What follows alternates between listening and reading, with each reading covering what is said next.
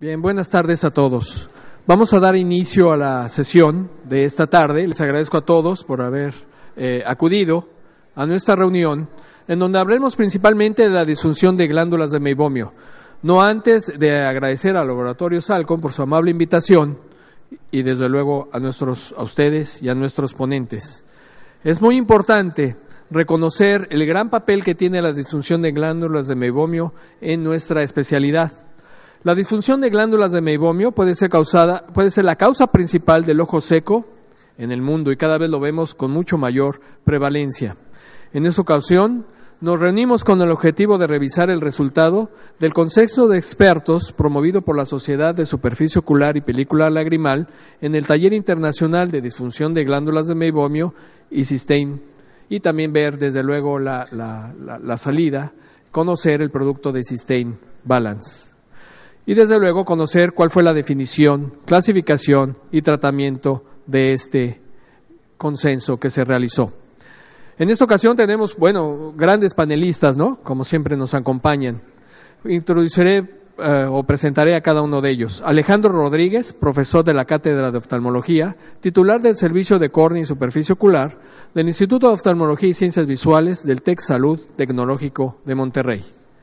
También nos acompaña el doctor Francis Ma, director del Servicio de Córnea y Enfermedades Oculares Externas, codirector del Servicio de Cirugía Refractiva en la Clínica Scripps de La Joya, California. También es miembro del Comité de Córnea Clínica de la Academia Americana de Oftalmología y de ASCRS. Está con nosotros también el doctor Iván Osma, profesor asociado de la Universidad Industrial de Santander y director del Servicio de Córnea y Segmento Anterior de la Fundación Valle de Lili, Cali, Colombia. Un gran amigo, el doctor Raúl Suárez, asesor del Servicio de Córnea de la Fundación Conde de Valenciana, que fue presidente de la Sociedad Mexicana de Oftalmología en el 2004 y presidente de nuestro Centro Mexicano de Córnea de 1991 a 1992. De esta manera, le invito al doctor Alejandro Rodríguez que pase, por favor, e inicie con su presentación. Gracias.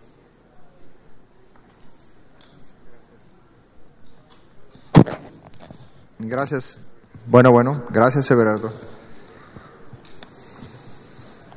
Bueno, a continuación haremos una pequeña introducción sobre la importancia que tiene la disfunción de glándulas de meibomio, el diagnóstico diferencial primordialmente y qué características debemos de evaluar en los pacientes que tienen este tipo de patología. La terminología de blefaritis, como se describe en libros de texto, como todos recordamos, involucra dividir a la patología de acuerdo a la localización donde se encuentra el mayor problema, ya sea en la parte anterior del margen palpebral o posterior, o si se encuentra en ambos lugares, o si específicamente involucra más las glándulas de meibomio.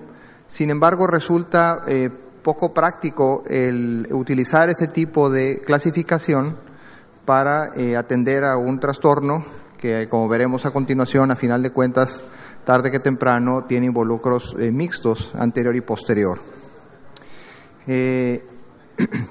Conocer el tipo de pacientes que vemos con ese tipo de patología es importante.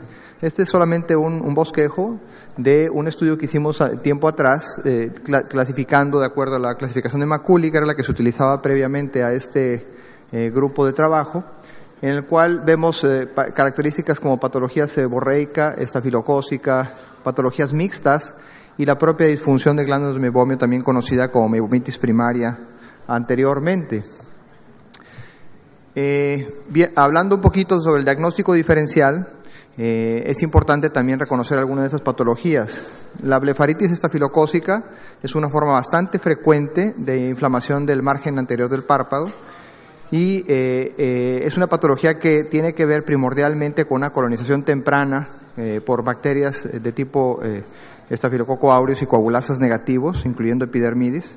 Y evidentemente esta patología también se asocia a una susceptibilidad inmunogenética importante. Hay pacientes mucho más susceptibles a presentar reacciones de hipersensibilidad en contra de productos de esta bacteria, y también hay ocasiones en las que el sistema inmune no es capaz de contener esta colonización bacteriana, y esto genera el desarrollo de las secreciones típicas en formas de cuentas de collar en la base de las pestañas que se ulceran al desprenderse, la presencia también de chaláceas recurrentes, de foliculitis pustular, como vemos en este caso, que son pequeños microabscesos en la base del folículo de la pestaña, queratitis punteada superficial hasta formación de conjuntivitis flictenulares, infiltrados numulares periféricos en la córnea, que posteriormente se traducen en leucomas, y en algunas ocasiones incluyendo lo que antiguamente conocíamos como úlceras catarrales o úlceras marginales. Otra entidad blefarítica relevante es la forma seborreica. Esta puede ocurrir por sí misma o en combinación con formas estafilocócicas o con disfunción de glándulas de meiomio, y evidentemente involucra mucho más inflamación del margen anterior, aunque también puede ser posterior, y se ve más en pacientes de edad avanzada. Su distribución por género es equitativa y se caracteriza por la presencia de estas costras y escamas que se localizan entre las pestañas, en la parte media y la base de las mismas, y una secreción espumosa similar a la que genera la moraxella lacunata en estos pacientes. 15% de estos individuos pueden tener conjuntivitis y queratitis asociadas, además de que es evidente en forma clínica reconocer los signos clásicos de dermatitis seborreica en ellos. Por otro lado, tenemos a las blefaritis por Demodex. Este tipo de blefaritis han sido implicadas o han sido vistas con frecuencia en pacientes con enfermedades dermatoculares, específicamente rosácea. Existen dos variantes que infestan en la piel de la cara y los ojos, el folliculorum, que es lo que genera las típicas imágenes en mangas de camisa que vemos aquí, y también en la forma brevis, que se ha encontrado en forma aislada en algunas de estas glándulas, tanto glándulas sebáceas de la cara como glándulas de meibomio específicamente. Y este Demodex puede involucrar disfunción de glándulas de meibomio, puede causar inflamación conjuntival, vascularización de la córnea, infiltraciones superficiales también o profundas a nivel estromal con leucomas y cicatrización importante a nivel corneal, siendo una patología dentro del diagnóstico diferencial común a entender en esta enfermedad. Por otro lado, tenemos también a la rosácea ocular, una enfermedad de tipo crónico acneiforme con capacidades de exacerbación más relacionada a reacciones vasoactivas o de vasos sanguíneos superficiales del epidermis, y que involucra también glándulas sebáceas en la piel y glándulas de meibomio, obviamente, en los párpados. Se caracteriza evidentemente en la piel por la formación de pápulas, de pústulas, de crecimiento en volumen de la punta de la nariz o rinofima, presencia de telangiectasias extensas en las mejillas, en el mentón, y afecta evidentemente las áreas de flujo de la cara y la parte alta del tórax. También se acompaña de disfunción de glándulas de meibomio en forma importante y en ocasiones inclusive de colonización con estafilococo aureus y coagulasa negativos, la presencia de chaláceas recurrentes y conjuntivitis, así como queratitis francas que llegan a generar daño importante en la superficie ocular. Bueno, dejando un poco el diagnóstico diferencial de las blefaritis como tal, ahora sí vamos a adentrarnos en lo que mencionaba el doctor Hernández, que es básicamente revisar el tema de la disfunción de las glándulas de meibomio, que está involucrado en toda esta serie de patologías. Este grupo de estudio o de trabajo que se reunió hace 2 años y que publicó hace 1 año en la revista Llovies sus conclusiones, muestra que la disfunción de glándulas de meibomio es una anomalía crónica y difusa de las glándulas, caracterizada por obstrucción de los ductos terminales y o por cambios tanto en cantidad como en la calidad de la secreción de las propias glándulas, y que evidentemente afecta a la película lagrimal, genera irritación en la superficie del ojo, sobre todo en las mañanas, inflamación clínica aparente y enfermedad propia de la superficie ocular como la conocemos. Esta es la clasificación dada por este grupo de estudio sobre la disfunción de glándulas de meibomio, en el cual podemos ver incluidas patologías como las que acabamos de observar: seborrea, rosácea, tracoma, inclusive atopia, enfermedades como psoriasis, que se ven relacionadas a algunas variantes obstructivas sobre todo, pero también vemos otras formas hipersecretoras relacionadas en forma primaria o secundaria en este grupo clasificatorio. Ahora, ¿por qué es importante la disfunción de las glándulas de meibomio en cuanto al desarrollo de disfunción lagrimal? Bueno, porque la pérdida de la película lagrimal por evaporación es la forma más común de ojo seco, Y por otro lado, la disfunción de glándulas de meiomio es la causa más común del síndrome de ojo seco evaporativo. Hace algunos años se llevó a cabo una encuesta entre especialistas en córnea y superficie ocular en la que se les preguntó o se les preguntaba si el ojo seco era común como comorbilidad de la disfunción de glándulas de meiomio. Y la mayoría de estos especialistas definieron que estaban totalmente de acuerdo. Así también se les preguntó si la disfunción de glándulas de meiomio es más común, es la causa más común, de ojo seco evaporativo. Y aquí también vemos que si unimos el 39% con el 35% de totalmente de acuerdo a los que están de acuerdo, también ellos coincidieron en que esto así es. Ahora, la importancia de esta patología radica en el hecho de que la mayoría de los pacientes que tienen ojo seco tienen una forma evaporativa, casi un 60% como vemos aquí. Y si vemos cuántos de ellos además tienen una forma mixta, es decir, una combinación de un ojo seco evaporativo a una deficiencia comocinosa, si le agregamos este otro 30%, vemos que la gran mayoría de los pacientes tienen ese tipo de patología. En la disfunción de la película lagrimal, la forma de deficiencia comocinosa es la que corresponde al menor de los casos, como vemos aquí. Entonces, ¿cuántos pacientes con ojo seco tienen DGM? Pues al final prácticamente de la vida, casi todos o todos tienen algún tipo de ojo seco. En estos estudios se muestran, por ejemplo, en cuanto a décadas de la vida por edad, básicamente, de los 20 años hacia arriba de los 60, 70, cómo se incrementa el porcentaje de prevalencia de disfunción de glándulas de meiomio en la población general, haciendo una correlación a que este trastorno, independientemente de otras causas que veremos, también está relacionado a envejecimiento del cuerpo, obviamente, y de los tejidos.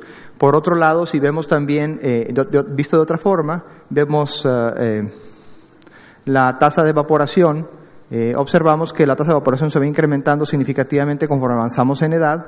Asimismo, en forma contraria, la osmolaridad empieza a incrementarse y, por otro lado, también hay una disminución en el flujo de lágrima. Y finalmente, también relacionándolo con edad, con grupos de edad, como vemos en esta última tabla de Mathers, vemos que, a final de cuentas, a mayor edad, mayor pérdida de las unidades glandulares propiamente en el párpado. Es importante, obviamente, conocer cada quien en nuestro medio qué tipos de patología de ojo seco tenemos y cuáles son las formas más frecuentes. Y yo les puedo asegurar que en la mayoría de los casos, si somos cuidadosos en este estudio, encontraremos que, si no es la primera, de entre las primeras 3 causas encontramos a la blefaritis crónica como tal y, evidentemente, la disfunción de estas glándulas como componente primordial de este tipo de trastorno. Ahora, ¿por qué es tan importante la disfunción? Bueno, a final de cuentas es en base a conocer el entendimiento del papel que juegan los lípidos en la composición de la película lagrimal. Además de proveer una superficie óptica suave y una interfase adecuada, disminuyendo la fricción entre el parpadeo, entre la cara interna del párpado y la superficie corneal, evidentemente que la película lagrimal se ve afectada por estos lípidos en cuanto a reducir su tasa de evaporación, a evitarse el derramamiento de la lágrima, a estabilizar la misma y evidentemente que también a mantener una especie de sello, sobre todo cuando dormimos, al estar los márgenes palpebrales en aposición uno con el otro. ¿Cómo se compone esta capa lipídica de la película lagrimal?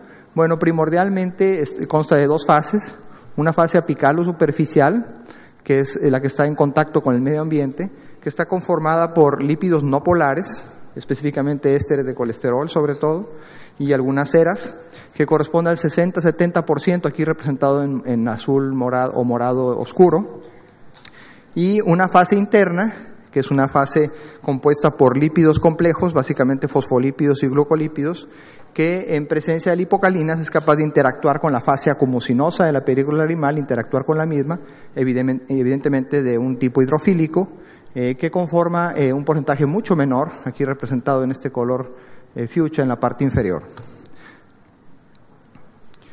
La patofisiología de esta enfermedad es multifactorial, como mencionábamos, tiene que ver con trastornos básicamente de tipo inmunogenético, desde la colonización de las narinas, de los párpados y de la piel de la cara por estafilococos en la infancia, que posteriormente va generando trastornos inmunes en los cuales hay reacciones de hipersensibilidad en contra del mismo, descuido en el mantenimiento de la cantidad de colonias en el margen palpebral, factores ambientales que también insultan y dañan a estas glándulas de meibomios, factores hormonales, factores de tipo medicamentoso, etcétera, que todos ellos van confabulando y van generando una serie de circuitos complejos que a final de cuentas nos llevan todos ellos a daño en las glándulas y evidentemente un ojo seco de tipo evaporativo, incremento de la osmolaridad e inflamación finalmente de la superficie ocular. Si lo vemos de otra forma más simplista, aquí en este gráfico se ve que este insulto multifactorial genera hiperqueratinización, obstrucción, dilatación finalmente quística de los ductos y de los acinos, atrofia por desuso de las propias glándulas, así como su pérdida, y finalmente, como en todo proceso inflamatorio reparativo, cicatrización. En este gráfico vemos en la parte superior una micrografía por H&E de lo que es una glándula de meibomio con sus acinos glandulares perfectamente alineados y conformados, y el ducto en el centro, aquí a magnificación segregando el meibomio, y vemos una glándula enferma o patológica en la cual vemos pérdida de estos acinos glandulares, desarreglo en la alineación de los mismos, dilatación del ducto excretor, como vemos aquí en este corte transversal, que hablan de un daño substancial en su funcionamiento y en su estructura. Ahora, sintomáticamente esta patología, como todos sabemos, genera síntomas relacionados, síntomas de tipo visual también, que ahora reconocemos más que antes, y también palpebrales. Dentro de los síntomas relacionados hay ardor, algunos pacientes se quejan inclusive de dolor, sensación de cuerpo extraño, de arenillas, evidentemente sensación de sequedad y de raspado en el parpadear. Dentro de los síntomas visuales lo más relevante es la fluctuación en la visión, sobre todo por las mañanas, una visión irregular, no constante, ¿verdad? Y evidentemente esto se exacerba por algunos otros mecanismos, como son cirugías queratorefractivas o que involucren alteraciones a nivel de la córnea. Y a nivel palpebral, el enrojecimiento del borde del párpado en las mañanas, el engrosamiento o edema del mismo, los párpados pegajosos y evidentemente la sensación de amanecer como si no hubiéramos descansado, es algo característico en estos pacientes. Ahora, ¿cómo evaluamos esta disfunción? Esta es la clave para el éxito en el entendimiento y el tratamiento de estos pacientes. Bueno, estos son los 10 puntos que serían ideales considerar. Voy a tocar los más importantes y los más prácticos de todos estos 10 puntos que utilizamos para la evaluación de este tipo de pacientes. El cuestionario de ojo seco validado puede ser útil, sin embargo hoy en día, a pesar de que la mayoría de ellos, como en este caso el OSDI, muestran algunos segmentos en los que hablan del síndrome de ojo seco evaporativo, vemos que no son explícitos para el mismo. En este caso yo en lo particular prefiero el interrogatorio dirigido hacia sintomatología del paciente, sobre todo ver si hay exacerbación por las mañanas de la sintomatología, las características de la misma, como borde palpebral rojo, enrojecido, prurito en el margen anterior, sobre todo cuando hay estafilococo, fluctuación de la visión, evidentemente, y si empeora, sobre todo en condiciones adversas, en condiciones hostiles, como tener convectividad de aire por un ventilador o por un aire acondicionado, etcétera. O por actividades también de mayor fijación visual como lectura o uso de computadora. Sin embargo, en opinión de la mayoría de los expertos en superficie ocular, todos estamos de acuerdo que la manera más adecuada de evaluar a estos pacientes es la expresión de las glándulas de meibomio. Y no solo expresarlas, sino observar bajo la lámpara de hendidura las características de esa expresión, la cantidad y forma de segregación del meibomio. Y esto se puede llevar a cabo con instrumentos sofisticados o simplemente con los dedos de la mano. Aquí vemos en estos pequeños cortes de video cómo es que se comporta el meibomio en una glándula sana, la cual fluye como aceite de cártamo totalmente transparente, y cómo en el paciente con disfunción grave, por ejemplo, como está en el caso de la derecha, esta se segrega en forma muy espesa, muy dura, y es difícil que se exprese en forma ordinaria. El problema radica cuando tenemos condiciones en las cuales no es evidente esta disfunción, Y en este caso la falta de signos, como veremos a continuación de esta disfunción, conlleva a un subdiagnóstico, lo cual es lo que más vemos hoy en día. Entonces, existe esta posibilidad y evidentemente que esto nos preocupa bastante porque cualquiera de nosotros reconoce un diagnóstico de disfunción de glándula de mebomio evidente, como el que se ve aquí, en el cual hay taponamiento y hay secreción taponeando el orificio de excreción, y esta secreción es opaca. En estos casos también podemos ver otro tipo de alteraciones, como el borramiento o el emparejamiento del margen posterior, el redondamiento del mismo, posteriorización de los orificios de las glándulas, queratinización de los mismos, presencia de telangiectasias, etcétera, que hacen evidente el diagnóstico. El problema es cuando no hay signos evidentes a la lámpara de hendidura, y es en esos casos en los que la expresión de las glándulas es lo que nos da el diagnóstico. En este caso vemos un ejemplo en el que aparentemente el margen palpebral se ve bastante bien, no se ve una alteración importante, pero al hacer la expresión en forma adecuada, observamos que algunas de estas glándulas en realidad sí están mal funcionando. Entonces, el diagnóstico requiere no solo de la observancia bajo el microscopio, sino el expresar estas glándulas. Nosotros podemos evaluar la expresión de estas glándulas de múltiples formas. Una de ellas es viendo la calidad de estas secreciones, desde una secreción clara, totalmente transparente, hasta aquella que tiene grumos, o aquella que es inclusive ya opaca completamente, o en forma de pasta de dientes. También podemos ver la funcionalidad de grupos de glándulas, exprimiéndolas, sobre todo en la parte del párpado inferior, donde es más fácil hacerlo, y de acuerdo a la cantidad de glándulas que mal funcionan, hacer una estratificación de la severidad del problema. Y también podemos ver la cantidad de glándulas que se han perdido en un momento dado. Podemos utilizar métodos tan simples como un transiluminador para ver la pérdida de estos acinos glandulares, hasta métodos mucho más sofisticados como es un rayo infrarrojo para ver el grado de daño que ya tenemos en ese tipo de pacientes. Otra forma de evaluarlo en forma práctica es utilizando tinciones como la fluoresceína, la cual evidentemente casi todos nosotros utilizamos en cada paciente que va a nuestra consulta una vez que decidimos tomar la presión intraocular. Al hacer esto, todos sabemos que podemos observar alteraciones en la superficie ocular, específicamente en esta enfermedad. El tiempo de ruptura de la película lagrimal es sumamente importante. El observar estas rupturas, básicamente ausencias de película lagrimal en forma vertical, una vez que los párpados se han separado uno del otro. Y sabemos que la relación entre los intervalos de parpadeo con respecto al tiempo de ruptura nos permiten conocer si el paciente tiene una superficie ocular protegida o no, y podemos medir índices de protección ocular, etcétera, de manera mucho más sustancial.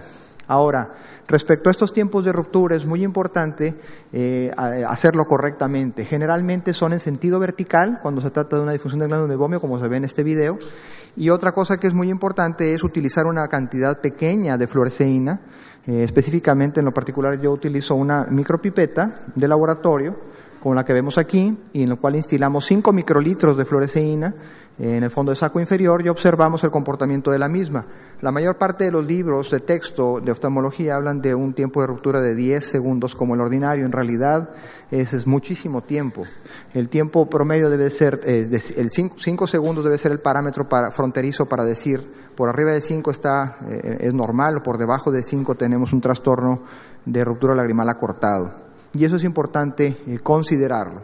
También podemos utilizar otro tipo de tinciones una vez que vemos que el paciente tiene un problema serio y si quisiéramos ver en forma más extensa otro daño a la superficie ocular, como es el caso de tinciones vitales como el verde de lisamina, que nos permiten conocer un poco más a fondo el grado de daño que tenemos en la superficie por este tipo de patología y saber, en ese caso, el abordaje terapéutico que veremos a continuación que deba de llevarse a cabo. En conclusión, el ojo seco es un padecimiento muy frecuente que afecta de manera significativa a nuestra población, sobre todo a la población que envejece, y que afecta significativamente la calidad de vida de nuestros pacientes.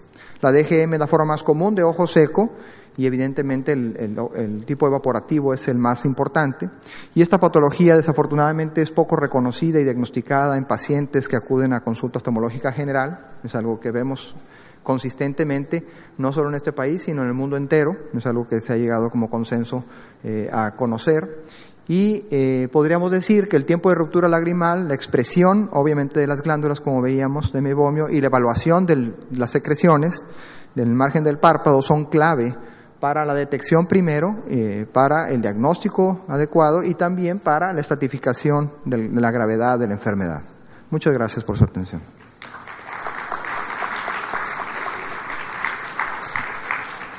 A continuación, quisiera que el doctor Francis Ma nos hablara sobre tratamientos de disfunción de glándulas de mebomio.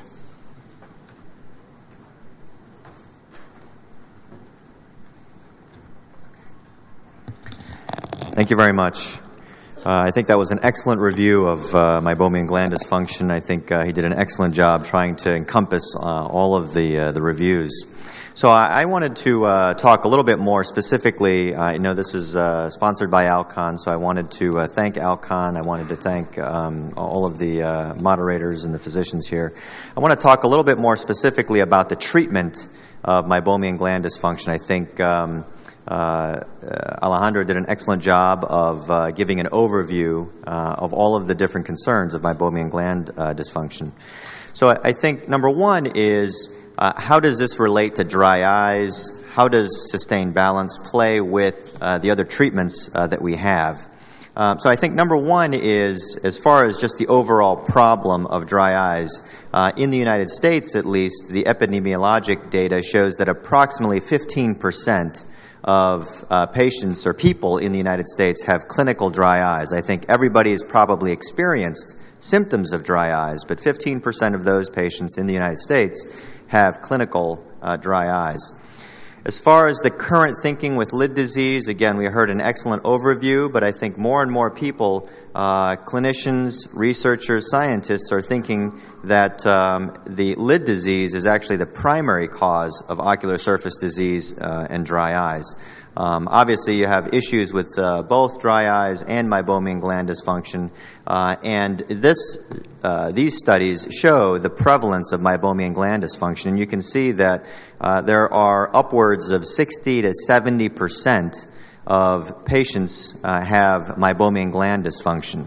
And when you ask how much of the dry eye patients have meibomian gland disease and how much is meibomian gland disease versus dry eyes, I think these occur concurrently. You know, there isn't a group of patients that is separate that's meibomian gland disease and a separate group that's aqueous dry eyes.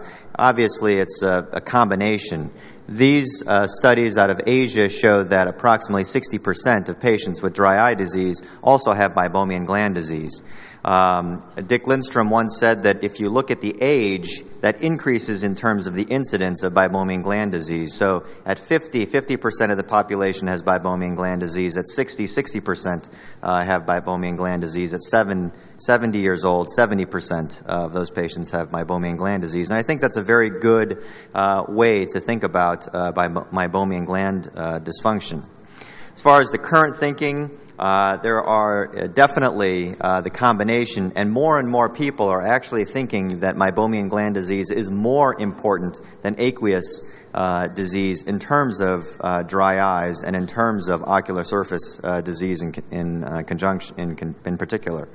This was a picture that Dr. Rodriguez showed in terms of the overall algorithm for meibomian gland dysfunction. He went over all of these in great detail. As far as the staging, the reason I bring this up is because the staging plays a role in the therapies. This is the recommendations in the TFOS blepharitis review as far as the staged therapy for meibomian gland disease. You can see that it's not a rigid staging. It's a very fluid staging, so that you don't have to necessarily go from one to the next. You can try something else depending on the patient and depending on the physician, as well as the discussion between the two. So here are some of the management options for meibomian gland dysfunction. The first one, just as an overview, is in terms of the overall general practice patterns, we know that lid hygiene with warm compresses and lid massage is very, very common. Lubricants are very, very common as well. Topical antibiotics are used. Systemic tetracyclines are frequently used. And then for specific problems like chalazion, we have either steroid injections or curettage. We're going to go through the various different types of treatment options. I think one of the key things is that there's a wide variation worldwide in terms of the practice patterns. So even though people say warm compresses, it's not always the same to the same population that you're speaking to. So we'll go through these different treatment options for meibomian gland dysfunction. The first one is mechanical lid hygiene. I think everybody starts off with mechanical lid hygiene. Everybody hears it. Everybody teaches it to their patients. But in terms of whether it really works, we really don't know. The data is there. There are some references as far as the warm compresses, but there really isn't a standard technique. And sometimes I think we as physicians kind of just assume that a patient gets the idea of what a warm compress is, and we just say it's a warm compress, but we don't actually teach the patients what a warm compress is, how to do it, how long to do it, how often to do it. So I actually try to spend a couple of extra seconds or a minute or so just trying to describe the fact that you want to do it at least once a day just to get into a habit. If you don't do it once a day, you never get into a habit. Twice a day is probably better. To try to keep the warmth or the heat on there for about 5 or 10 minutes on the eyes. And then when you talk about a scrub, I actually say massage because I don't want people to actually scrub like they're trying to clean the floors and scrub the skin or the eyelashes off. And I've had patients do that. But I think we need better studies and we need a more standardized technique throughout the world. Topical antibiotics are very, very frequently used. The question is what is the pathophysiologic role? Many of these eyes actually have no infection. Many of these eyes are relatively quiet. So why are we prescribing these antibiotics? There is some cases, especially anterior ulcerative blepharitis, where you have staphylococcal colonization and infestation. But by and large, most of these are not infectious. There are some studies which show that some of the antibiotics like erythromycin as well as azithromycin have some anti-inflammatory aspects, which may be another reason to consider the antibiotics. Interestingly, the azithromycin study, it got a lot of play in the United States, and there was a lot of usage of azithromycin in the United States. The study, the clinical trial, actually failed, and azithromycin was not successful in the clinical trials. My own experience is that it does not work any better than erythromycin in terms of for blepharitis or meibomian gland dysfunction. Treatment of Demodex, we heard about Demodex and its role in meibomian gland dysfunction. It got a lot of interest early on when Jim McCulley described the fact that Demodex was infested in a majority of the patients that had blepharitis. The interesting thing is if you took normals, a lot of those patients also have Demodex. So up to 70% of the normal population have Demodex. So what is the actual role of Demodex and meibomian gland disease and blepharitis? I say that as far as Demodex, for me, if I've tried everything and the patient is really compliant with all of the different aspects, then I might try Demodex treatment, which is particularly tea tree oils. What about tetracycline derivatives? Tetracycline derivatives actually are the most commonly used medication and treatment in the United States for meibomian gland disease and blepharitis. It's second in Europe and Japan. There are many studies which show the fact that it blocks MMPs, the fact that it actually helps to liquefy the lipid in the glands, its role in acne rosacea, which is actually very similar to ocular rosacea, has been proven in many, many studies. However, for the eye, there are few placebo-controlled clinical trials. As far as dose, as far as which medication, and as far as how long to use these agents. I do use a lot of them in many of my patients, but I think we need more randomized clinical trials in order to try to teach patients exactly which dosing and which medication and for how long we need to use these. What about steroids? Steroids, again, are very, very commonly used, especially if you have an acute situation where there's a very red eye or it's very inflamed or they have an ulcerative blepharitis. It's definitely indicated, but it's controversial in terms of its complications. And since meibomian gland disease will never disappear, how long do we keep these patients on steroids, especially with the known complications of cataracts and glaucoma?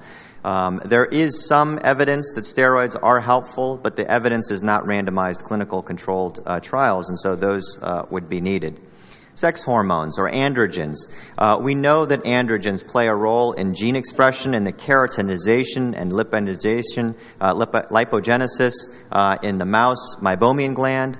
There are receptor dysfunction that we know of that scientists have found. There have been studies using androgen drops for dry eyes and for meibomian gland disease. They have not been successful, actually, in clinical trials, specifically for dry eyes. There was a case report of androgen eye drops in a 54-year-old male with dry eye, and it restored the lipid phase of the tear film. So there is some evidence, and actually a company is revisiting androgen eye drops for dry eyes. Essential fatty acids, omega-3 fatty acids, it's gained a lot of popularity. Basically, most of the data is demographic data. People that tend to eat more fish have less dry eyes. But there isn't, again, a randomized clinical controlled trial regarding omega-3 fatty acids. And then we have artificial tears or lubricating eye drops. Obviously, the rationale is to replace the tears. I think more and more nowadays we've gotten a little bit more oily or greasy or lipid-containing artificial tears to help with meibomian gland disease. There is some evidence-based proof that these eye drops can, in fact, work. They can increase the tear film breakup time, but there are some issues, including toxicity with preservatives and so forth. And obviously now we'll talk a little bit about sustained balance. Sustained balance, I think all of you are aware, has been available for several years in the United States. It's actually very successful for specifically meibomian gland disease, as well as to increase the tear film breakup time in those patients that have ocular rosacea or meibomian gland disease. The typical mode of action or mechanism of action is very similar to Systane Ultra, except that it has Lipotec, which is a very proprietary mode. It's got glycerin as well as an anionic phospholipid, which actually forms a little lipid in the bottle. This is a video which will show the mechanism of action. Hopefully the sound is up. Meibomian gland dysfunction, or MGD, is a common ocular condition that leads to changes in the quality and quantity of the tear film's lipid layer. Due to this, patients with MGD often experience signs and symptoms of dry eye. Meibomian glands are found within the upper and lower eyelids, which surround the eye. These glands secrete meibum, an oily substance essential for a healthy and complete tear film. The tear film is designed to protect and nourish the ocular surface. Meibum naturally replenishes the lipid layer found on the outermost surface of the tear film. A healthy lipid layer is crucial because it prevents tear film evaporation and provides protection from the external environment. In patients suffering from MGD, meibomian glands can be irregular in structure or even absent. Furthermore, the eyelids can be inflamed with thick, abnormal secretions which fail to provide adequate lipid to the tear film and may block the normal flow of meibum.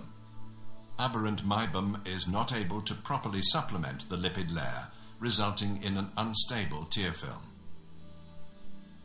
Upon closer inspection of the tear film, loss of healthy meibum weakens the lipid layer, which may ultimately lead to a damaged ocular surface.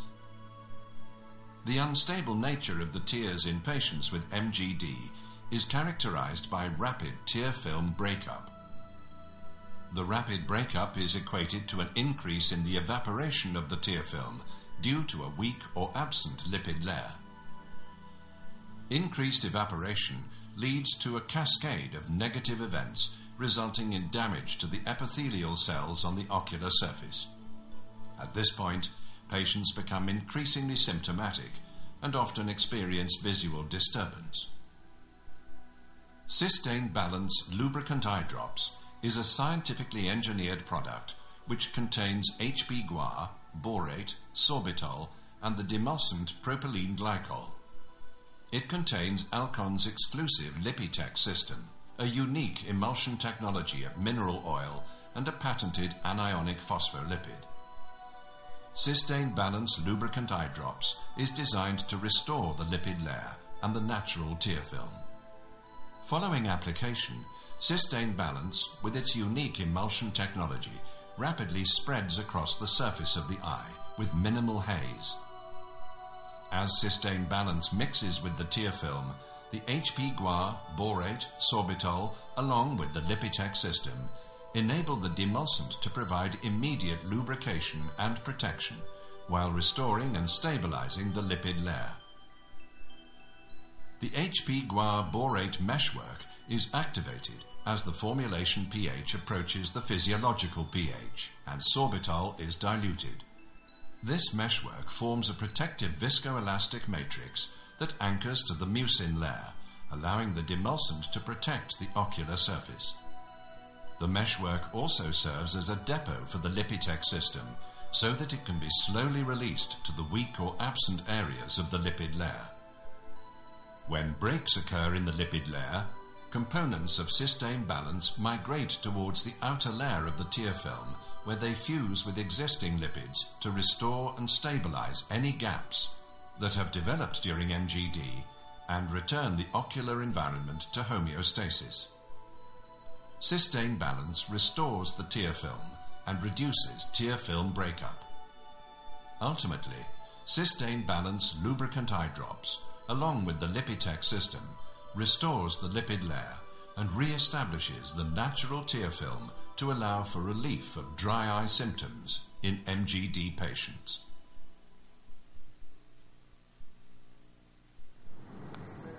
Right. So I think that really shows how it works. There are some studies. I think one of the key things with the artificial tears and different components that we put in the eye, there aren't very many good studies. And so here are some studies regarding the Cystine Balance, and then I'll also discuss some of the patients that I've used with Cystine Balance.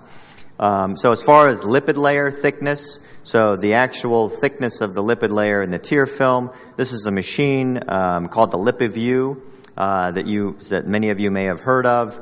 This goes along with the LipiFlow. So when you look at the tear film, you can actually see the lipid layer. I think sometimes you see that, when people blink. And this actually measures the actual thickness based on a colorimetric scale.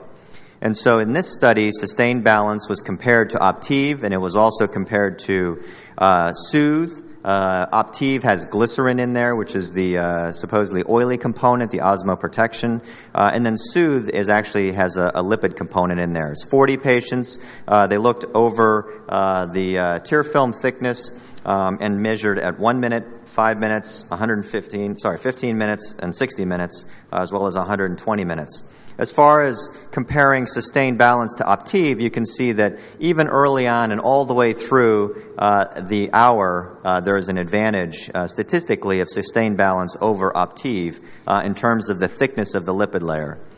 In a more difficult test, because Soothe XP actually has a lipid layer or a lipid component, you can see that, again, even at 15 minutes, there's a statistically significant difference between Cystine Balance and Soothe XP, all the way out to 120 minutes. This is sustained throughout the study. This was a study that Gary Fowlkes presented looking at patient satisfaction. He took patients that were using different agents, and he switched them over to Cystine Balance and asked them if they were happy with their old regimen or if they were happier with Cystine Balance. And you can see that 86% of patients reported faster symptomatic relief, 79% reported comfort satisfaction, and then 77% overall product satisfaction. And in terms of the different parameters of measurements, including tear film breakup time, corneal staining, and daily dosing, you can see that all of these are improved, and they are all statistically significant in terms of this study. Tear film breakup time is the final study.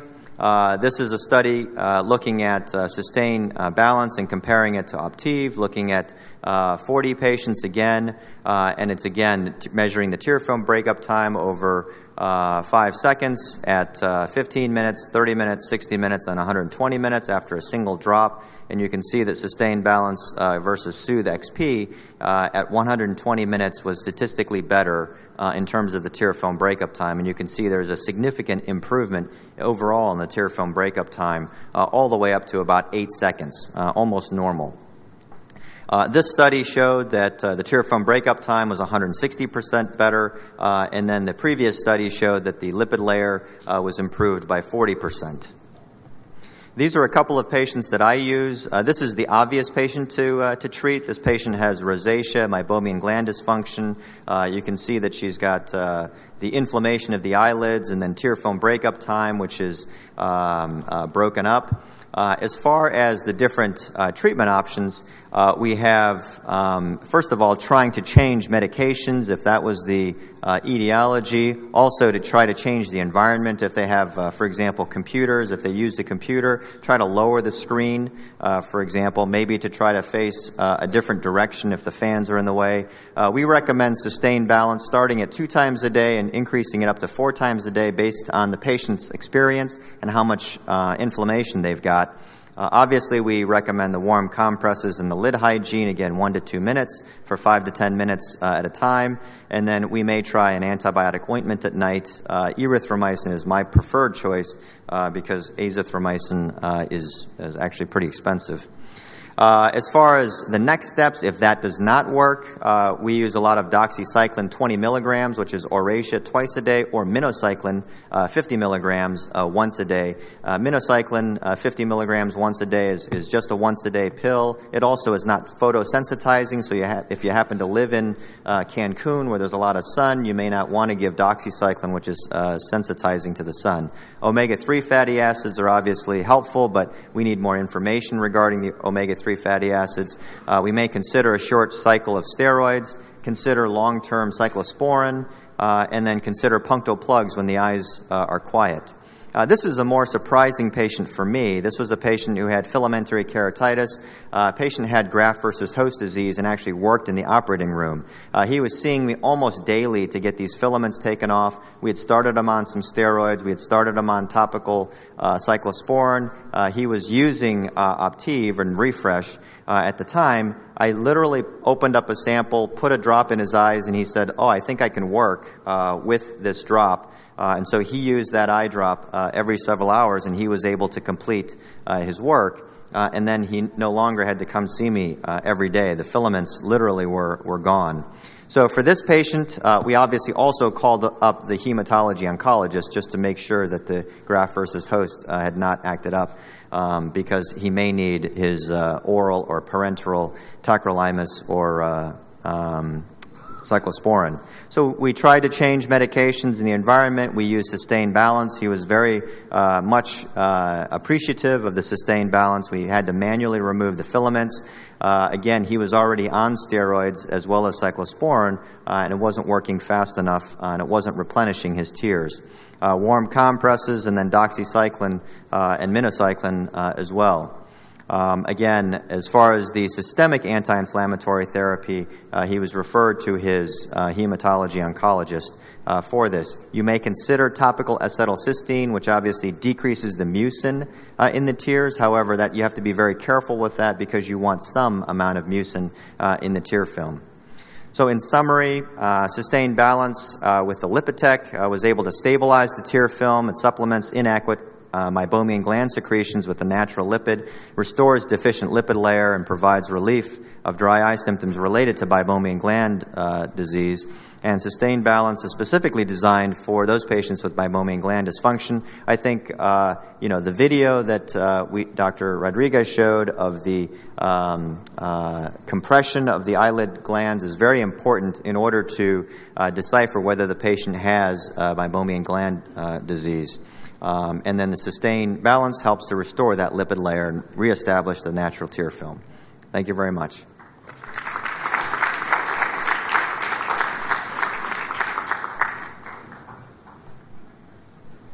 Thank you very much, Dr. Ma.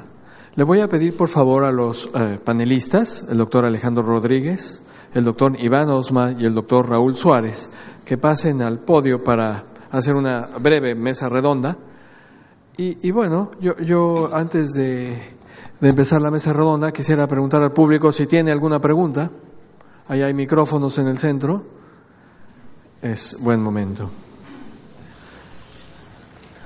Si no tienen alguna pregunta, yo se las voy a hacer a ustedes antes de a los panelistas. Yo quisiera preguntarles a ustedes, ¿quiénes hacen expresión de las glándulas de meibomio? ¿Quién realmente hacen ¡Wow! ¿Qué tal, Sorprendidos. Todos están muy bien orientados en ese sentido. Por eso están aquí, ¿no? Porque les interesa el tema y pues me parece sorprendente. Es muy bueno. Creo que es algo que debemos hacer y que cuando yo era residente, hace poco, no mucho, esto no era algo que realmente nos enseñaran frecuentemente. Pero bueno, me da gusto que todos hagamos esta exploración. Hay una pregunta, adelante. Sí, primero pues quisiera felicitarlos por estas excelentes conferencias que nos dieron. Y yo he tenido una duda siempre desde que veía lo de blefaritis, acerca de la blefaritis por el Demodex, por el parásito. Y quisiera saber un poquito si ustedes tienen idea cuál es la incidencia de ese padecimiento en México y dónde se consigue el aceite del árbol de té que se recomienda para el tratamiento o si hay algún otro tratamiento. Ok, voy a estas preguntas, ya que no tenemos traductor, las voy a repetir también en inglés. Entonces, ¿tú se las repetiste ya, Iván? Me ayudas a evitar el oso de hablar en inglés en el micrófono, pero tú se las has dicho ya. Ok, si alguien tiene la respuesta en español, sobre todo cómo conseguir el aceite del árbol del té en México. Yo sí tengo la respuesta para México, cómo conseguir el aceite del árbol del té. Hay una compañía suiza que se llama Just, que vende artículos de belleza para las mujeres. Entonces, si ustedes tienen hijos chicos y estos hijos chicos tienen compañeros que tienen mamás y que les encanta vender esto. Entonces, generalmente uno se les acerca a estas señoras y ellos tienen el contacto y es una de estas pirámides donde el que vende le da al que comisiona al otro y este tipo de cosas. Ellos consiguen el champú, no solo el aceite del árbol del té, sino también el champú del árbol del té, que también parece ser bastante útil. Entonces, es así como es caro. Lo podemos conseguir en México de esta manera. Y la otra pregunta es la prevalencia. ¿Qué opinan de la prevalencia? Adelante.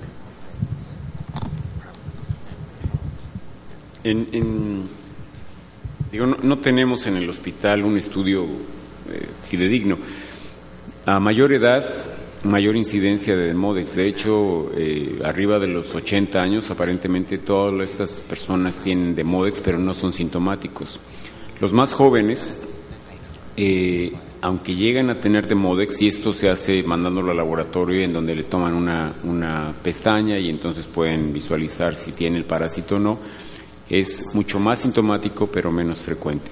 En realidad no sé si en México tengamos una estadística como tal, pero son estos pacientes que eventualmente han sido tratados como conjuntivitis, pacientes entre los 30 y los 50 años de edad que no tienen una buena mejoría, que persisten con los síntomas, y entonces cuando uno se fija con cuidado ve el Demodex en la base de las pestañas. El Celsum, el shampoo de Celsum también es una forma de poder tratar el Demodex. El único problema de hacerlo con esto es que si el paciente no es cuidadoso y el shampoo entra a los fondos de saco, produce una gran irritación. Muy bien. Sí, doctor Ma, ¿alguna? Yeah. So I was just going to comment about where to get tea tree oil and the preparation. So right now you would have to go to a health food store, and the key thing you have to do is you have to dilute the tea tree oil, because the tea tree oil, if you use the full concentration, it stings very badly. So you need to dilute it with saline about 10 to 1. But it's very, very effective in killing the Demodex. Sheffer Seng is actually trying to produce a ophthalmic version of the tea tree oil. So he said that pretty soon there should be an ophthalmic version of tea tree oil. Okay, y sobre la prevalencia internacional, sabemos en los trabajos que están publicados, about do you know any paper that shows the prevalence of the MODEX in? Yeah, so I don't know about in Mexico. Yeah, sure. No, we know that we don't have any. Yeah, but there is. Yeah, there's no Demodex. So there was a paper. There were several papers. I think 60 to 70% prevalence in the normal population. Okay, entonces sí es bastante alto, ¿no? Sí es bastante alto. Yo quisiera preguntarles a los panelistas. Nos presentaron 10 pruebas, todos las vieron y nos enfatizaron las más importantes, pero y las reconocemos bien. Pero yo quisiera preguntarles cuál es el orden en el que hacen estas diferentes pruebas, porque sabemos que algunas pueden entorpecer a las otras. Entonces, yo quisiera preguntarles cómo hacen este orden. Bueno, yo utilizo el cuestionario. Entrego el cuestionario en la sala de espera porque me agiliza mucho la recabación de los síntomas del paciente. Entonces eso es lo primero que hago. Y lo que dejo para lo último es aquello que requiera que le ponga anestésico al paciente, que es el test de Schirmer. ¿Sí? Eso es lo que yo dejo para lo último porque la proparacaína afecta la superficie ocular y afecta la manera como se tiñe. Entonces ni la rosa de Bengala ni la fluoresceína yo las hago con anestesia. Eso lo hago con lágrima o con solución salina. Ok, ¿hay algo que quieran agregar en este sentido? Sí, nomás es muy importante que, lo que decía el doctor Hernández, es importante que el tiempo de ruptura lagrimal se haga antes de hacer una tonometría y antes de la expresión de las glándulas del meiomio. Si no, evidentemente que a la hora de expresar el meiomio se va a alterar básicamente la composición natural o el rearreglo normal de la película lagrimal. Entonces evidentemente que es preferible hacerlo antes de, y ya posteriormente, bueno, hacer la expresión, la tonometría, etcétera. Ok, estaba yo platicando con Iván Osma hace un momento aquí y me decía, cuando vimos una diapositiva de la pipeta, me dice, oye, ¿y tú aplicas la fluoresceína con pipeta? Y le digo, sí, acabo de comprar mi pipeta. Entonces, y se rió como lo está haciendo ahora. Entonces, dinos las ventajas de Sí, bueno, la gran ventaja de usar la pipeta, una pipeta Eppendorf o una Reining como estas, cuesta alrededor de 1.300, 1.500 pesos, no más que eso. Puede ser de 1 a 5 microlitros o de 1 a 10 en rangos. No compren mayores a 50 porque es demasiado, ya pierde más precisión. Lo único inconveniente son los tips, que tienen que estar estériles, tienen que ponerlos en cajas estériles o comprarlos ya estériles, de preferencia. Y las ventajas que tiene es que el volumen que ustedes instilan les permite rápidamente evaluar al paciente. Si ponen una gota de fluoresceína preparada, es un volumen de 35, a veces 40 microlitros, 25, es variable dependiendo de cómo se genere esta gota en el gotero de vidrio. Y te tendrían que esperar 3-4 minutos a que se diluya lo suficiente para poder hacer mediciones de ruptura lagrimal. Si lo hacen inmediatamente, obviamente que sus pacientes van a estar en excelente estado todos por el volumen que están agregando a la fisura interpalpebral, y no va a ser real lo que están midiendo. Entonces esa es la gran ventaja. La otra gran ventaja es que estos frasquitos son bastante caros y bueno, pues así rinden increíblemente. Y es suficiente para tomar la presión intraocular sin que el paciente tenga sensaciones del tonómetro. De aplanación. Ok, ¿y tú recomiendas usar la pipeta en centros de investigación como los nuestros, o que nos dedicamos al área, prácticamente el 80% de mis pacientes en ojo seco, o para el oftalmólogo general? Y Iván Osma ya le está preguntando a Francis Ma que ahorita nos diga si él usa pipeta o no. Yo creo que si hay la sospecha yo creo que en los pacientes que haya sospecha de una disfunción, de acuerdo a los síntomas, a lo que refiere, a las características por lo que viene, entonces, estamos obligados, lo hago yo de rutina normalmente. Yo tengo 2-3 pipetas dependiendo del consultorio donde esté, y es muy rápido, no pierde uno tiempo con eso. Es igual que agarrar el mismo frasco gotero y poner la gota. En lugar de poner la tapa de gotero, se pone la tapa normal y nomás se carga con la pipeta y se desecha inmediatamente en un basurero, y lo están haciendo regularmente. En el ordinario, así para todos los demás pacientes en los que no hay sospecha, niños, etcétera, no creo. Do you have any comment, Dr. Ba?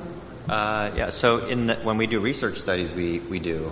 But actually, in the general clinic, what we try to teach is that you can do a good exam without doing anything extraordinary. So we do a Schirmer's before so the technicians does that. And then what we try to do during the exam is we try to get a lot of history, because the history will tell you the patient has a lot of problems in the morning. That's probably blepharitis or meibomian gland. If it's later in the day, it's probably aqueous.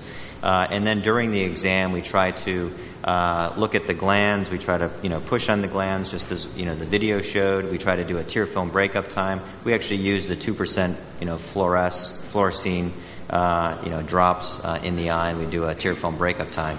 Schirmer's normal or high doesn't tell me anything. If it's low, it helps me. So if it's very, very low, it'll help me make the diagnosis. But if it's normal or high, it doesn't help me exclude or change my thoughts. Obviously, the compression of the meibomian glands helps me a great deal if I don't see anything, or if I get the more thicker agents. And then tear film breakup time obviously helps me as well. But it all starts, I think, with the history. You have to really talk to the patient, or the patient has to tell you a lot. Sí, Raúl. Sí, de hecho las pruebas que hacemos las hacemos para tratar de identificar primero si es un ojo seco real, y segundo, o es algún otro problema, y segundo, qué tipo de ojo seco es. Pero el diagnóstico lo trae el paciente. El paciente llega y te dice, vengo porque tengo ojo seco. Así es en muchos casos, sí. El doctor Manuel Garza me ha hecho el favor de investigar en su teléfono móvil cuál es la prevalencia de los artículos que existen en México de la prevalencia de Demodex en pacientes con blefaritis, y encontró 2 artículos en la Revista Mexicana de Oftalmología. El primero es del Conde de la Valenciana, donde dice que el 35% de los casos con blefaritis se asocian a Demodex y el 7% de la población general. Y en la Asociación para Evitar la Ceguera en México dice que aquellas blefaroconjuntivitis multitratadas, el 50% de ellos se asocian a la presencia de Demodex. Entonces sí tenemos estadísticas, pero a veces no son fáciles de encontrar. La otra pregunta que les quería yo hacer. ¿Ustedes exploran la glándula de meibomio en todos sus casos? ¿La exprimen? ¿O en qué casos sí debo exprimir? ¿O a paciente que pase por mi consultorio le debo exprimir la glándula de meibomio? ¿Qué opinan? No te entendí, estaba traduciendo. Yo creo que... Déjame repetir la pregunta nada más. Que si a todos los pacientes se les exprime la glándula de meibomio, o a qué pacientes, todo que pase se le exprimo, o a qué pacientes sí le exploro la glándula. No, yo creo que los pacientes que obviamente estás teniendo datos, síntomas y signos que te orienten a pensar en un ojo seco, y entonces para tratar de hacer el diagnóstico diferencial, bueno, es cuando haces las maniobras de expresión, y lo que ya se presentó en la plática, el tipo de secreción te orienta a qué grado de alteración tiene, inclusive aquellas glándulas que tú aprietas. El tiempo de expresión es importante. Tú aprietas una glándula y sale inmediatamente este material oleoso, es una glándula normal. Mientras más tiempo estés haciendo presión y no veas esta salida, hasta que en un momento dado puede ser que no salga, pues obviamente te habla de que están prácticamente atróficas las glándulas, ¿no? Pero no, si alguien me viene por refracción, no le estoy apretando las glándulas por gusto. ¿Algún otro comentario? Yo pienso que uno está obligado a mirarle esto a todo el mundo, por varias razones. Uno, porque eso forma parte del examen completo, por la interacción del borde de la piel con la conjuntiva que se da en el borde del párpado. Segundo, porque hay un porcentaje altísimo de la disfunción de las glándulas de meibomio que no es clínicamente evidente. O sea, es clínicamente inaparente, y la única manera de encontrarla es haciendo expresión de la glándula. Y se encuentra uno con 2 fenómenos diferentes. Uno, el que tiene la metaplasia o la obstrucción del ducto, en quien es muy difícil lograr que eso produzca algo, y generalmente saca con una solución que es como dentrífico. Y otros en quienes es fácil la expresión, pero lo que producen es un líquido que es más ocre, y esos 2 tienen disfunción de las glándulas de meibomio y necesitan tratamiento. Sí, Raúl. Doctor Mayo. So the question was, do you express on every patient? So I actually do express, on every patient.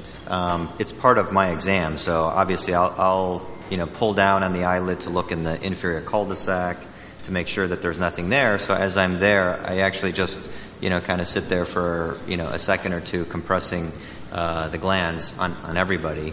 Obviously I'm more intent on patients that may look like they have issues like a tear film breakup time, or they look like they've got meibomian gland disease, or they give a history. But I press on almost everybody. Sí, Raúl. Almost. Todos. Well, everybody. Unless, Prácticamente Unless there's an todos, ulcer. es lo que está diciendo. Yo insisto, te voy a decir por qué yo no, vamos, una cosa es que veas las glándulas de meibomio Y otra y es reportes la condición, y otra cosa es que hagas una presión intencionada sobre las glándulas. Y te voy a decir por qué no lo hago. Y lo hago en los pacientes que están teniendo problemas de ojo seco, porque desde mi punto de vista, yo empiezo a dar tratamiento de ojo seco en un paciente que es sintomático. Si yo tengo un tiempo de ruptura disminuido, si yo tengo un Schirmer disminuido, si yo tengo tal vez dilatación de glándulas de meibomio, pero el paciente no me está refiriendo ningún síntoma relacionado al ojo seco, independientemente de que mis pruebas me están orientando a un ojo seco, yo no le inicio un tratamiento desde lágrimas hasta un tratamiento sistémico con tetraciclinas. Entonces, para mí, el tratamiento del ojo seco lo inicio si el paciente realmente aqueja un síntoma. Si el paciente simplemente viene por cualquier otra razón y no me manifiesta síntomas, yo en lo personal no inicio un tratamiento de ojo seco. Que esta me lleva a la otra pregunta: ¿tratar o no tratar? Entonces, to treat or not to treat a symptomatic patient with signs of dry eye and blepharitis. Entonces, ¿lo trato o no lo trato? Es asintomático, pero tiene signos de ojo seco y blefaritis. ¿Qué opinan? Tú ya contestaste.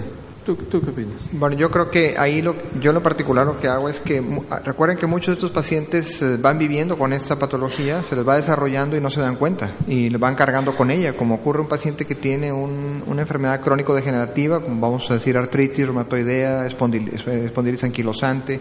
Son pacientes que van viviendo con dolores articulares, con malestares, y van cargando con ellos todos los días y ya los hacen parte de su vida, y a veces inclusive no lo atienden porque piensan que así es la vida.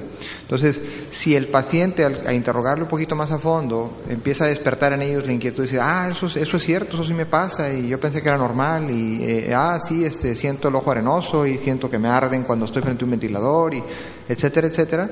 Yo soy un creyente que la calidad de vida sí mejora significativamente en esos individuos si se les da un tratamiento adecuado. O sea, a lo mejor no lo hago abiertamente, pero primero vuelvo a reinterrogar sobre esa situación, y si el paciente lo hace consciente de que a él le molesta eso, porque sí es un hecho, como dice el doctor Suárez, que hay pacientes que uno les pregunta y dice, no, yo no siento nada, estoy perfectamente bien, y trae el párpado a lo mejor hecho pedazos, ¿verdad?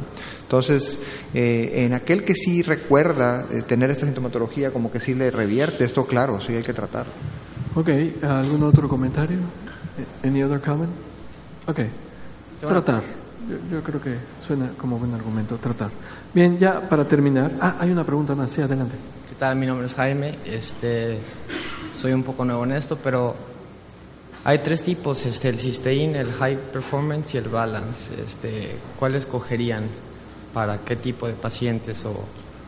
Okay. ¿Qué tipo de sustain utilizarían para cada tipo de paciente? Buena pregunta. Esa es una muy buena pregunta y siempre surge mucho en los auditorios. En realidad, el mecanismo de acción o la razón por la que fue formulado Sustain Balance es básicamente en pacientes deficientes lipídicos. Entonces, todo aquel paciente que tenga una blefaritis crónica con disfunción de glándulas de meibomio, el tratamiento ideal sería con Sustain Balance. Si el paciente tiene un síndrome de Sjögren o tiene una deficiencia acumulinosa hormonal o de otra índole, o también puede ser terapéutica por medicamentosa, etcétera, en esos casos Sustain Ultra es a lo mejor una mejor alternativa en un paciente así. Ya si entre Sustain regular o Sustain Ultra, tiene que ver mucho con básicamente el paciente que ya ha probado Sustain regular, si está contento con eso y no siente borramiento en la visión, no ve borroso, ya a final de cuentas no le cambio la gota, pero en realidad puedes mezclar, inclusive hay pacientes que tienen síndrome de Sjögren. De hecho, hay reportes que hablan de un 35-30% de pacientes con Sjögren tienen disfunción de glándulas de meibomio y blefaritis crónica. En esos casos se pueden alternar ambas, inclusive hay autores en los Estados Unidos que recomiendan alternar entre balance y ultra. Adelante, Raúl. Sí. Yo te quiero comentar esto. Yo empecé a mandarle a los pacientes System Balance antes de que llegara a México hace algunos años. Por ejemplo, estos pacientes que tienen ojo seco severo, les pongo el System Free Y el System Free se lo están poniendo con mucha frecuencia y entonces evitas que algo que trae, aunque el preservador es bastante inocuo, hay pacientes que lo usan hasta cada 15 minutos y tienen shock severo.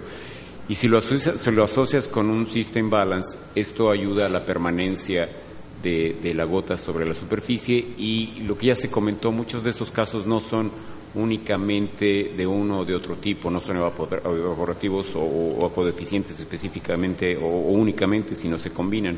Entonces, eventualmente, dependiendo de cómo veas al paciente, puedes utilizar el balance y puedes utilizar, por ejemplo, en este caso, el free, y con eso prolongas o disminuyes la frecuencia de la aplicación de gotas en estos pacientes. Ok. Una pregunta final. Yo quisiera, algunos de ustedes ya han tenido acceso, desde luego el doctor Ma ya lo ha tenido en su país. ¿Cuál es su experiencia con el Sustain Balance? ¿Cómo les ha ido a sus pacientes? What's your experience with Sustain Balance in your country?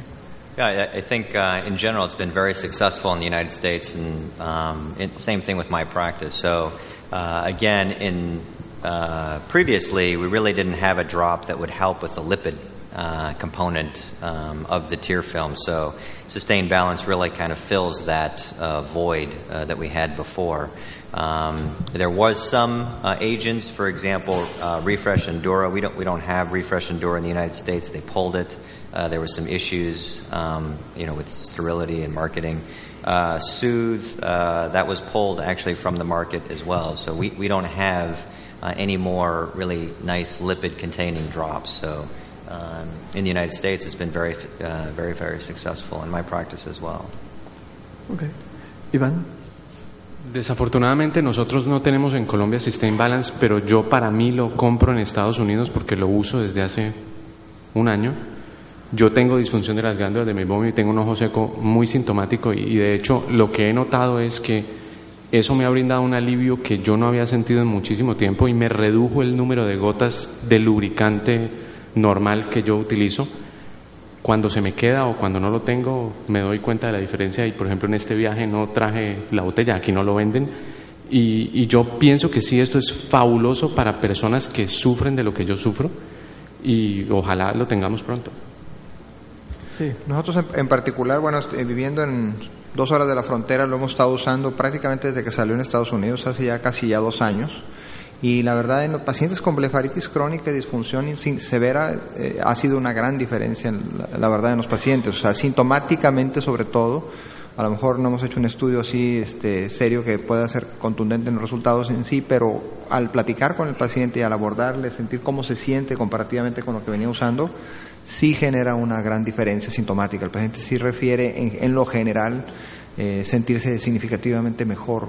Al utilizarlo requiere menos gotas, siente más alivio. Sí, y solo para agregar, algunos otros productos, especialmente en gel, producen una visión borrosa durante mucho tiempo, y Balance te da esta capa oleosa, pero no te genera visión borrosa. Okay. Bueno, no me queda más que agradecer a ustedes, al Laboratorio Salcon, por haber patrocinado este evento. Muchas gracias. Un aplauso, por favor.